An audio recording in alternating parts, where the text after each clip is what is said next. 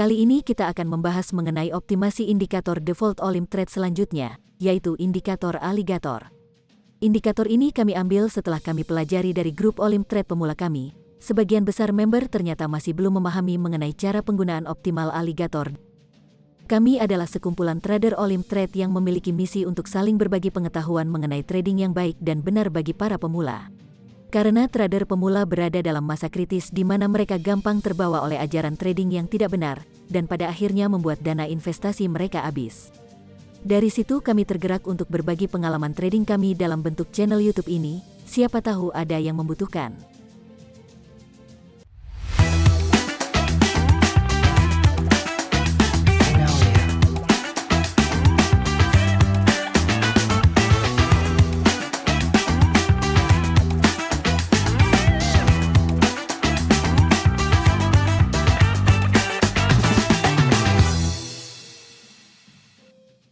Bila ini adalah pertama kalinya Anda mampir ke channel ini, jangan lupa untuk klik subscribe untuk mengikuti sharing kami tentang cara trading yang baik dan benar bagi para pemula. Episode ini adalah lanjutan seri indikator Olimp Trade pemula kami, dengan daftar lengkap videonya ada di deskripsi. Untuk awalan, kita semua tahu bahwa tren di market tidak terjadi setiap saat, sebagian besar waktu market adalah stagnan dan flat. Sebagian besar trader jatuh pada masa market dalam kondisi flat dan stagnan, yang tidak memiliki tren yang jelas. Disinilah fungsi utama indikator aligator, di mana ia bagus dalam mendeteksi tren, juga cukup handal dalam memberikan indikasi bila market memasuki masa sideways. Indikator aligator mudah untuk dipakai dan dipahami, dan sinyal yang diberikan tergantung kepada seberapa jauh atau dekatnya jarak ketiga elemen indikator ini. Untuk mengulang kembali dasarnya, kita akan meninjau kembali 3 elemen dasar indikator ini. Indikator aligator menggunakan 3 garis-garis moving average yang dibuat menyerupai bentuk mulut buaya. Yang pertama adalah garis rahang atas, yang merupakan garis moving average periode pendek, yang paling sensitif dan memegang kunci cara pembacaan aligator optimal. Garis kedua adalah garis gigi, yang merupakan garis moving average periode menengah. Sementara garis ketiga adalah garis rahang bawah, yang merupakan garis moving average periode panjang.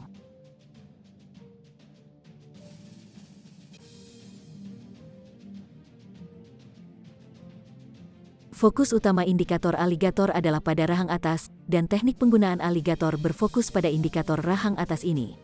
Ketika rahang atas mulai bersilangan dengan kedua garis yang lain, maka itu menandakan kemungkinan besar akan terjadi tren menuju arah persilangan. Sementara itu, ketika ketiga garis ini saling bertumpuk atau berdekatan tanpa arah yang jelas, maka itu menandakan tidak ada tren yang terjadi. Di sisi lain, semakin lebar jarak ketiga garis ini, semakin kuat momentum tren yang sedang terjadi. Jadi ketika ketiga garis ini saling mendekat, itu berarti Anda harus mulai bersiap bahwa tren yang sedang terjadi saat ini akan berakhir.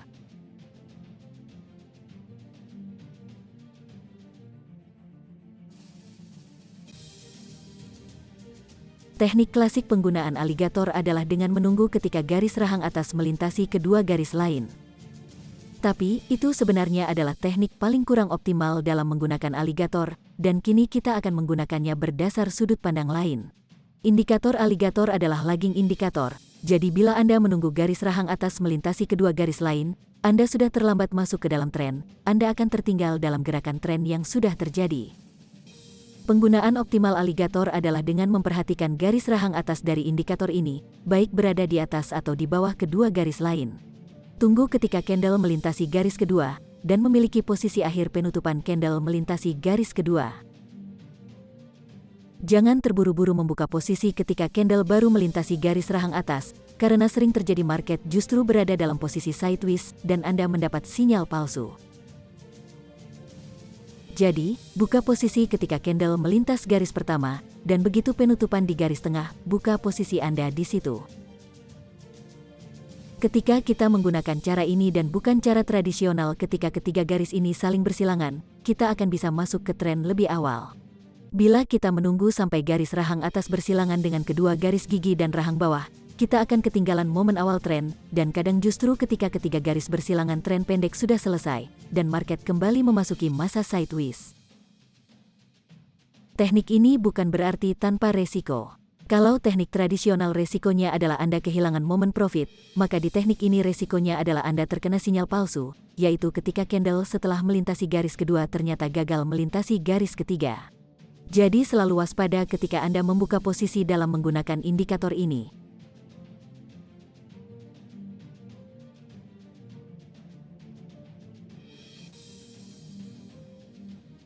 Aligator bisa dikombinasikan dengan indikator lain, salah satunya adalah dengan EMA.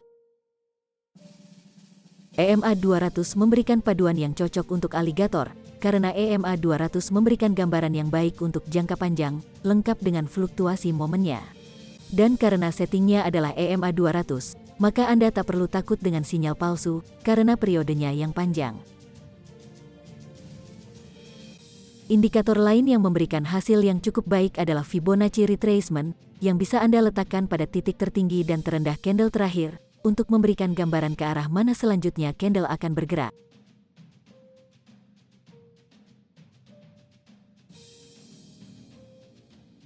Demikian sedikit share dari kami tentang teknik optimasi indikator aligator, dan bila video ini membantu Anda, jangan lupa untuk klik like dan subscribe untuk rilis video kami selanjutnya.